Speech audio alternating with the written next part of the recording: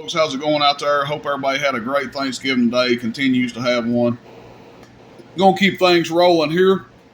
Take a look at a customer's all the way 955 that was purchased off the website.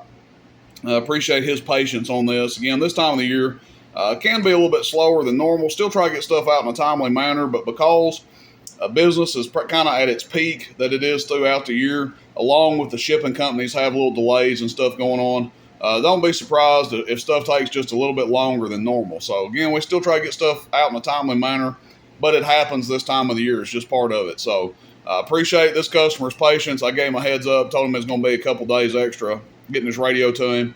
No problem. He emailed me back, cool with it and everything. So we're going to test this one out for him, see how it does, make sure everything runs properly here before it ships out. Again, with all these all the way 955s and a few other radios, we always like to double check and make sure everything's good, because sometimes stuff does happen and we have to give them a second look. And that's better than the customer getting it and having to send it back and go through all that stuff. So wait a little bit longer to get your radio and it's right the first time rather than having to send it back and fool with it and stuff like that. So we're just going to start out, test this guy out, make sure it falls within the parameters we're looking for. Start out on AM. We're at 14.8 volts, audio, 7.5 amps. That's kind of what we're looking for. Generally anywhere between 6 and 7.5 amps on these all the way 955s. 100 watt slug, bottom scale, average power first, audio. Let's see. We got about 20 watt dead key. Audio.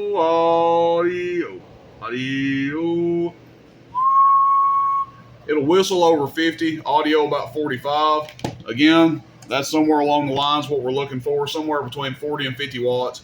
Certain voice tones, it may hit 50 watts. If it'll whistle 50, it'll audio 50 if we just have a higher pitched voice.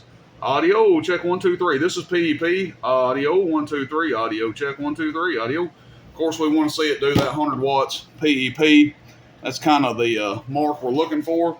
We'll go to upper sideband here, check the output power. Again, 14.8. Audio. So drawing 11 amps. Again, somewhere on sideband, we generally want to say 9 to 11 amps worth of current draw. This is average power audio. And they're going to do a little bit more PEP than average, but the PEP and average is pretty close. Audio 1, 2, 3. Audio 1, 2, 3. Audio 1, 2, 3. That's PEP on upper sideband. Lower sideband. Audio 1, 2, 3. Audio 1, 2, 3. Audio 1, 2, 3. Audio.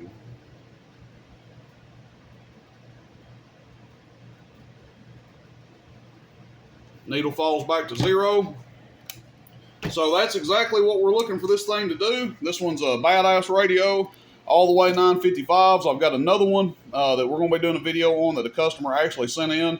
It was ready to go, and now it's going to be an all the way 955. But this one's for Mr. Cory.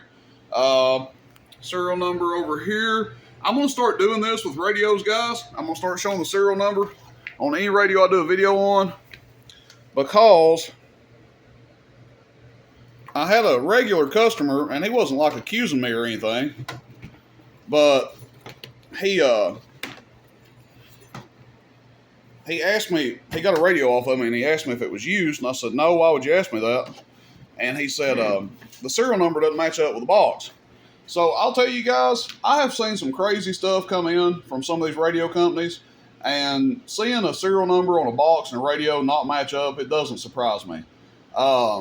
I have seen brand new radios come in, and the heatsink will have a blemish in it, and they will have colored it in with some sort of marker or something. So just because these radios are brand new, they do stuff at the manufacturers and the companies. I'm not saying Stryker, Ranger, whoever.